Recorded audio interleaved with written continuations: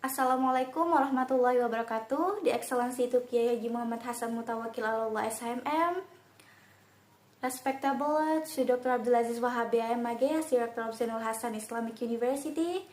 Unforgettable to Mr. Beni Hamdani as the lecturer of this class. Before, let me introduce myself. My name is Tarisa Sepdiana. I'm a student of English Education Department of Zainul Hasan Islamic University. Here, I will briefly explain the 10 reading section on the TOEFL ITP. This is the answer text. Okay, let's get straight to question number 1. What is other main purpose in the passage? A. Pointing out the importance of recent advance in archaeology. B. Describing an archaeologist's education. C. Explaining how archaeology is a source of history. And D. Encouraging more people to become archaeologists. For the answer is C. Explaining how archaeology is a source of history.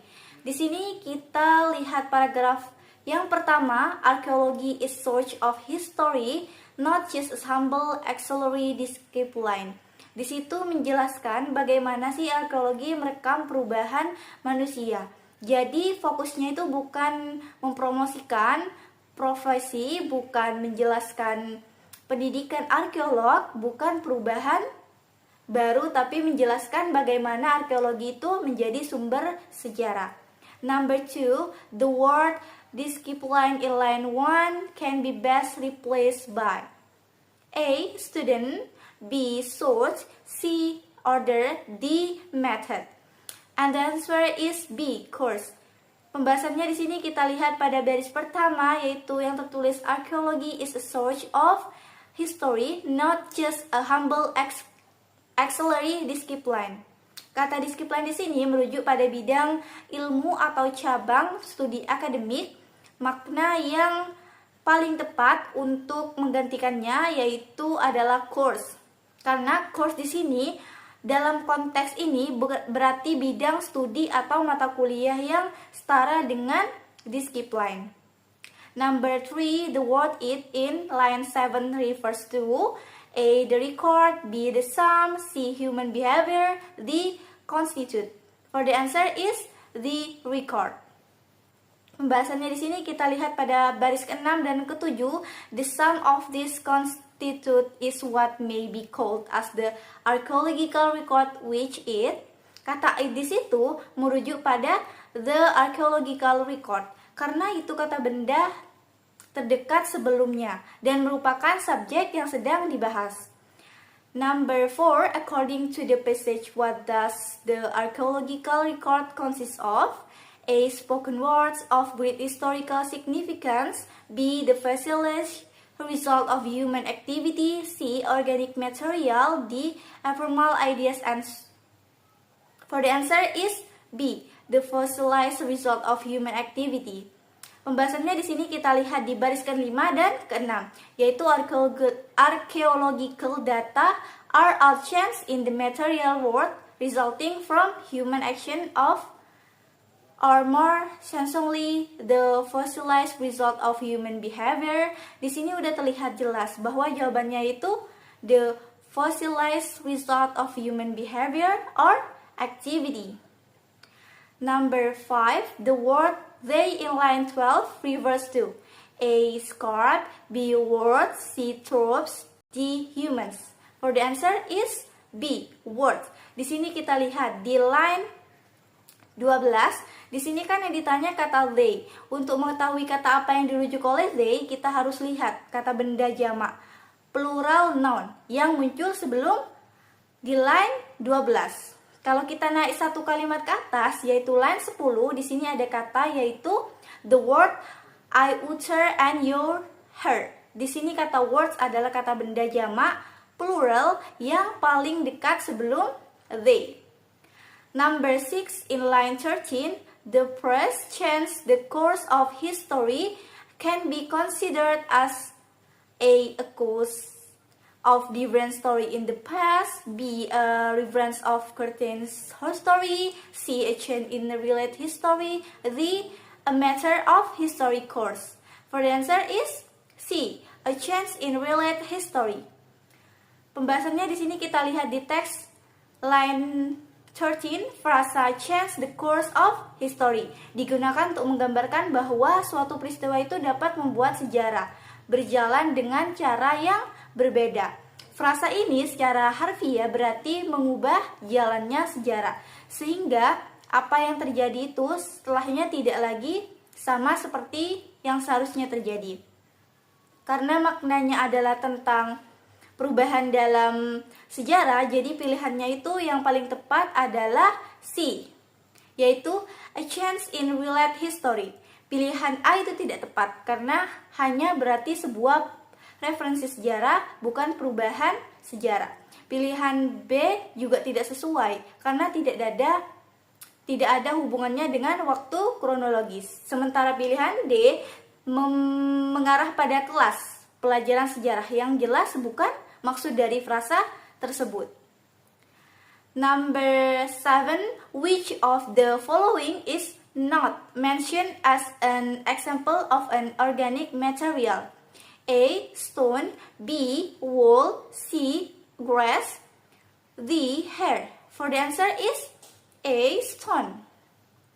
Pembahasannya di sini kita lihat pada line 15 atau 15. Teks menyebutkan beberapa contoh material organik yang mudah rusak, yaitu wood, high wool, line, grass hair yang dapat membusuk atau hilang seiring waktu. Dari pilihan pada soal wool, grass, and hair, semuanya disebut langsung di dalam teks sebagai material organik, sementara stone tidak muncul dalam daftar tersebut. Dan secara alami juga bukan bahan organik karena tidak berasal dari makhluk hidup. Karena pertanyaannya meminta contoh yang tidak disebutkan sebagai material organik, maka pilihannya yang paling tepat yaitu A, stone. Pilihan lainnya yaitu salah, karena semuanya termasuk dalam daftar material organik yang sudah disebutkan di bacaan. Number 8, the author mentioned all the following archaeological discovery sites except A, urban areas. B, pitch box. C, very hot and dry land. D, earth that has been frozen. The answer is A, urban areas. Di sini kita lihat pada line 20. Teks menyebutkan secara jelas lokasi-lokasi yang memungkinkan bahan organik bertahan lebih lama. Pada kalimat tersebut tertulis bahwa pit, box, desert, and frozen soils dapat menjaga material organik tetap awet. Itu berarti pit box sesuai dengan pilihan B, desert sesuai dengan pilihan C, yang bermakna very hot and dry lands, dan frozen soil sesuai dengan pilihan D, yaitu earth that has been frozen. Sementara urban areas sama sekali tidak muncul di teks sebagai tempat penemuan arkeologis karena pertanyaannya meminta lokasi yang tidak disebutkan. Maka jawabannya yang paling tepat adalah A, urban areas karena tidak terdapat pada kalimat tersebut. Number 9, the word smear in line 17 can be best replaced by A, simple. B, unimportant. C, pure. D, little. For the answer is D, a little. Pembahasannya di sini ada kalimat yang berbunyi bahwa dalam periode waktu yang relatif singkat, the archaeological record is reduced to mere scraps of stone, bone, glass, metal, and earthenware. Kata mere di sini digunakan untuk menunjukkan bahwa yang tersisa itu sangat sedikit, hanya berupa potongan kecil dan jumlahnya tidak banyak. Jadi makna mere di konteks ini adalah bahwa benda yang tersisa itu hanya sedikit. Kalau kita cocokkan dengan pilihan jawaban yang paling tepat adalah D, little, karena maknanya sesuai. Number 10, the paragraph following the passage most probably discuss A, techniques for recording oral history. B. Certain butterfly excavation method. C. Some specific archaeological discoveries. D. Building materials of the 19 and 20 countries. For the answer is C. Building materials of the 19 and 20 countries. Di sini kita lihat bahwa dari semua teks menjelaskan bagaimana banyak bukti peninggalan manusia, terutama yang organik, hilang atau rusak sehingga hanya sedikit yang tersisa. Namun dari sisi yang kecil itu arkeologi tetap bisa menemukan informasi penting tentang kehidupan masa lalu. Teks juga menunjukkan bahwa kondisi tertentu dapat membantu melestarikan bukti-bukti. Semua ini menunjukkan bahwa arkeologi itu penting karena mampu mempelajari sejarah meski buktinya tidak lengkap. Jadi jawabannya yang benar adalah C.